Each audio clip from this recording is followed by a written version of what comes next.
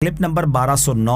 اس clip میں آپ قرآن پاک کی سورہ فاطر کی آیت نمبر 16 سے 18 تک کی تلاوت، ترجمہ قرآن اور تفسیر قرآن صراط الجنان سماعت فرمائیں گے۔ بسم اللہ الرحمن الرحیم۔ ترجمہ: اللہ کے نام سے شروع جو نہایت مہربان رحمت والا ہے۔ ان یشأ یذہبکم ویأتی بخلق جدید وما ذلک علی اللہ بعزیز۔ ترجمہ: اگر وہ چاہے تو تمہیں لے جائے اور نئی مخلوق لے آئے، اور یہ اللہ پر کچھ دشوار نہیں۔ ان یشأ یذہبکم، اگر وہ چاہے تو تمہیں لے جائے۔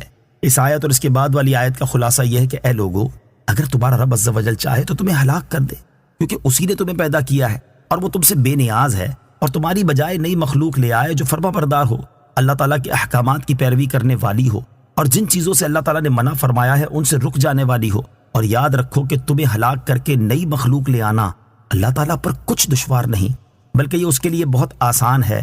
تو اے لوگو، اللہ تعالیٰ سے ڈرو اور اس کی فرما برداری کرو، اس سے پہلے کہ تمہارا رب عز و جل تمہیں ہلاک کر دے۔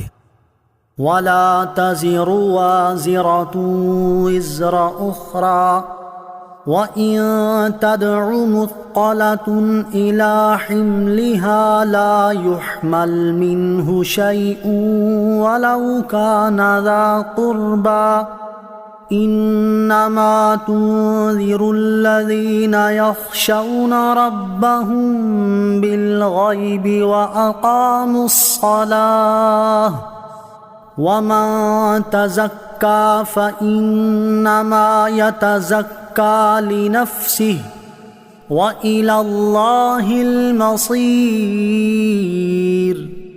ترجمہ: اور کوئی بوجھ اٹھانے والی جان دوسرے کا بوجھ نہ اٹھائے گی، اور اگر کوئی بوجھ والی جان اپنے بوجھ کی طرف کسی کو بلائے گی تو اس کے بوجھ میں سے کچھ بھی نہیں اٹھایا جائے گا، اگرچہ قریبی رشتہ دار ہو۔ اے نبی، تم انہی لوگوں کو ڈراتے ہو جو بغیر دیکھے اپنے رب سے ڈرتے ہیں اور نماز قائم رکھتے ہیں، اور جس نے پاکیزگی اختیار کی تو بے شک اس نے اپنی ذات کے لیے ہی پاکیزگی اختیار کی، اور اللہ ہی کی طرف پھرنا ہے۔ وَلَا تَزِرُ وَازِرَةٌ وِزْرَ أُخْرَىٰ، اور کوئی بوجھ اٹھانے والی جان دوسرے کا بوجھ نہ اٹھائے گی۔ آیت کے اس حصے کا معنی یہ ہے کہ قیامت کے دن ہر ایک جان پر اسی کے گناہوں کا بوجھ ہوگا جو اس نے کیے ہیں، اور کوئی جان کسی دوسرے کے عوض نہ پکڑی جائے گی۔ البتہ جو گمراہ کرنے والے ہیں، ان کے گمراہ کرنے سے جو لوگ گمراہ ہوئے، ان کی تمام گمراہیوں کا بوجھ ان گمراہوں پر بھی ہوگا اور ان گمراہ کرنے والوں پر بھی، جیسا کہ قرآن کریم میں ارشاد ہوا وَلَيَحْمِلُنَّ أَثْقَالَهُمْ وَأَثْقَالًا مَعَ أَثْقَالِهِمْ۔ ترجمہ: اور بے شک ضرور اپنے بوجھ اٹھائیں گے اور اپنے بوجھوں کے ساتھ اور بوجھ اٹھائیں گے، اور در حقیقت یہ ان کی اپنی کمائی ہے، دوسرے کی نہیں۔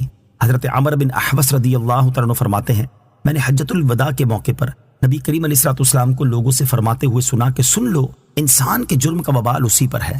سن لو، انسان کے جرم کا وبال نہ اس کی اولاد پر ہے اور نہ اس کے باپ پر ہے۔ نوٹ: اس آیت کی مزید تفسیر سورہ انعام آیت نمبر 164 اور سورہ بنی اسرائیل آیت نمبر 15 کے تحت ملاحظہ فرمائیں۔ وَإِن تَدْعُ مُثْقَلَةٌ إِلَىٰ حِمْلِهَا، اور اگر کوئی بوجھ والی جان اپنے بوجھ کی طرف کسی کو بلائے گی۔ آیت کے اس حصے کا معنی یہ ہے کہ قیامت کے دن اگر کوئی گناہگار شخص کسی دوسرے شخص کو بلائے گا تاکہ وہ اس کے گناہوں کا کچھ بوجھ اپنے سر لے لے، دوسرا شخص اس کے گناہوں میں سے کچھ بھی اپنے سر نہ لے گا، اگرچہ دوسرا شخص بلانے والے کا قریبی رشتہ دار جیسے بیٹا یا باپ ہو۔ قیامت کے دن قریبی رشتہ داروں کا حال۔ قیامت کے دن قریبی رشتہ داروں کی حالت بیان کرتے ہوئے ایک اور مقام پر اللہ تعالیٰ ارشاد فرماتا ہے یوم یفر المرء من اخیہ وامہ وابیہ وصاحبتہ وبنیہ لِكُلِّ امْرِئٍ مِّنْهُمْ يَوْمَئِذٍ شَأْنٌ يُغْنِيهِ۔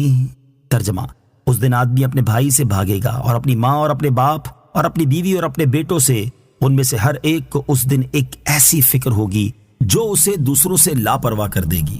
اور ارشاد فرماتا ہے یا ایھا الناس اتقوا ربکم واخشوا یوما لا یجزی والد عن ولدہ وَلَا مَوْلُودٌ هُوَ جَازٍ عَنْ وَالِدِهِ شَيْئًا۔